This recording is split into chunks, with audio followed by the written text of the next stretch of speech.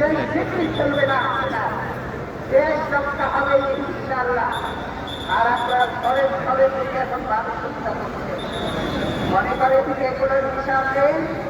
এই মানবের কান্না, এই আলেমের কান্না, এই বিচারের অফিসারদের বয়সের কান্না মিশে যাবে, এগুলি কোনোদিনও নির্যাতন করছে তাদের এদের মাথায় চোখের পানি ফেলতে ফেলতে বুঝতে বুঝতে তারা